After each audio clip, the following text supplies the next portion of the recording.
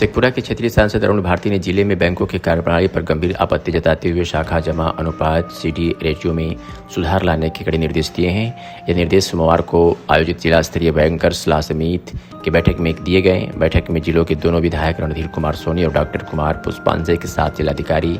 उप विकास आयुक्त, ग्रामीण बैंक प्रबंधक, भारतीय रिजर्व बैंक के प्रतिनिधि तथा जिले में संचालित सभी सार्वजनिक एवं निजी बैंकों के शाखा प्रबंधक उपस्थित रहे। बैठक के बाद पत्रकारों को जानकारी देते हुए सांसद अरुण भारती ने बताया कि समीक्षा के दौरान यह गंभीर तथ्य सामने आया कि जिले में हर वर्ष करीब 3,000 करोड़ रुपए की जमा राशि बैंकों में जमा होती है, लेकिन इसमें से केवल लगभग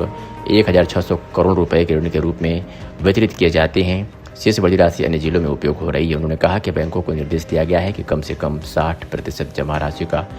ऋण स्थानीय स्तर पर ही किसानों, छात्रों, उद्यमियों और छोटे व्यापारियों के बीच वितरित किए जाएं ताकि जिले के आर्थिक विकास को गति मिल सके। सांसद ने स्पष्ट कहा कि जिला के संसाधनों का उपयोग स्थानीय लोगों के हित में होना चाहिए, न कि अन्य जिलों में। DLCR की बैठक हर क्वार्टर में होती है, जहां पर सरकार की योजनाओं का और खासी का इसके साथ ही जो जनता पैसा जमा करती है उस जिले के, उसका फ़ायदा उसी ज़िले के लोगों को मिल रहा है कि नहीं मिल रहा है। जो विकास की एक बड़ी पहल होती है, इसकी समीक्षा की जाती है। साथ ही साथ गवर्नमेंट की सब्सिडी से लिंक्ड योजनाएं जो बैंकिंग के माध्यम से होती हैं, बैंक KCC किसान क्रेडिट कार्ड में कितना करता है, एजुकेशन लोन में कितना कर रहा है, क्या उसका कितने आवेदन आ रहे हैं, क्या क्या प्रक्रियाएँ उसको लेकर के फॉलो की जा रही है, इन सब के बारे में विस्तृत चर्चा हुई और आगे के लिए दिशा निर्देश दिया गया है कि जहां भी ये कमियां हैं इनको दूर किया जाए। एक आंकड़ा जो चिंतित करने वाला है वो यह है कि लगभग शेखपुरा जिले से 3,000 करोड़ से ज़्यादा का हर साल का डिपॉजिट होता है, लेकिन शेखपुरा के विकास में मात्र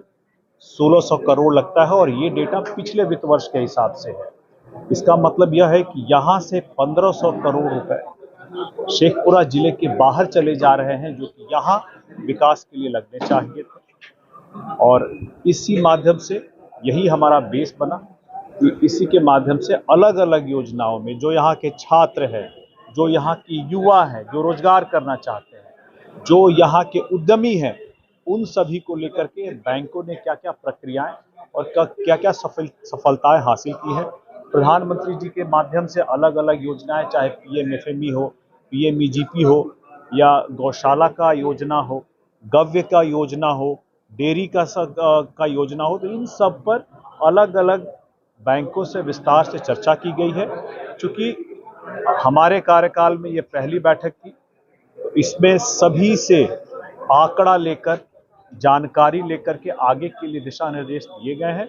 और 3 महीने बाद ये बैठक फिर से होगी, जहां पर उसे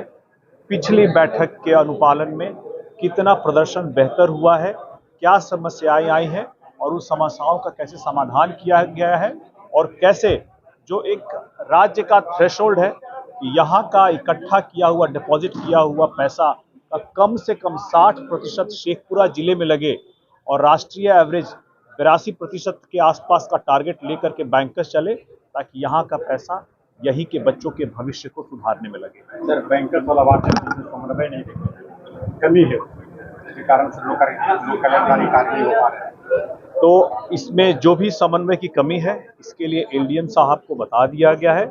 एक बार प्रोसीडिंग आने के बाद उसका अनुपालन कितने समय सीमा में कर लिया जाएगा, इसके बारे में भी स्पष्ट जानकारी LDM साहब से मांगी गई है। हमारा प्रयास रहेगा कि इस समन्वय को जरूर स्थापित किया जाए ताकि यहाँ के छात्र, यहाँ के युवा, यहाँ के उद्यमियों के बीच ही